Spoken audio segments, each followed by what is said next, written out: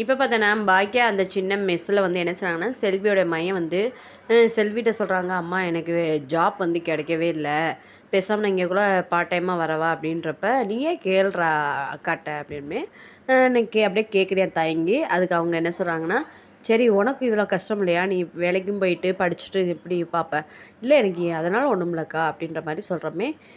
சரி நீ வா அப்படின்னா ரொம்ப ஹாப்பியாகிறாங்க. செல்வி வந்து என்ன செய்கிறாங்கன்னா, பாக்கியாவுக்கு தேங்க்யூ சொல்கிறாங்க.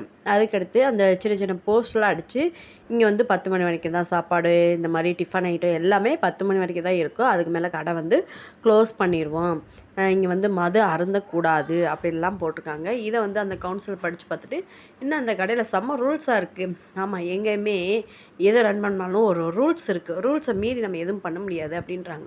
ஓ அப்படியா அப்படின்ட்டு நக்கலாக பேசுகிறாங்க. உடனே நம்ம பைக்கேஸ்வரங்க, உங்களுக்கெல்லாம் ஓட்டு போட்டு உங்களை இந்த நிலமையில வச்சுட இப்போ மக்கள் எல்லாம் நினச்சி பாருங்க அப்படின்னு சொல்லிட்டு பயமாக திட்டுறாங்க. பாக்கியா வீட்டுக்கு வந்தோடனே என்ன செய்கிறாங்கன்னா, வீட்டில் வேலையெல்லாம் செய்கிறதுக்கு ஒரு ஆள் வந்து செட்டப் பண்ணி நம்ம பாக்கியா கொண்டு வந்து சொல்கிறாங்க வீட்டில் இருக்கவங்க எல்லாத்துட்டையும். உடனே நம்ம பாட்டி சொல்கிறாங்க, இதுக்கெல்லாம் சம்பளம் யார் தருவா, அதெல்லாம் நான் கொடுத்துக்கிறவேன்றாங்க.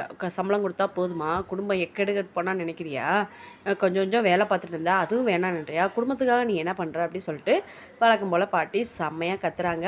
அதுக்கு வந்து நம்ம பாக்கியா வந்து எல்லாத்தையும் எடுத்து சொல்கிறாங்க, இல்லை கடையில் வந்து செல்விக்கு கொஞ்சம் வேலை இருக்குது, செல்வி மாதிரி தான் இந்த பொண்ணு நல்ல பொண்ணு, இங்கே வேலை பார்க்கட்டும் அப்படின்னு சொன்னாங்க. பாட்டிக்கு விருப்பமே இல்லை.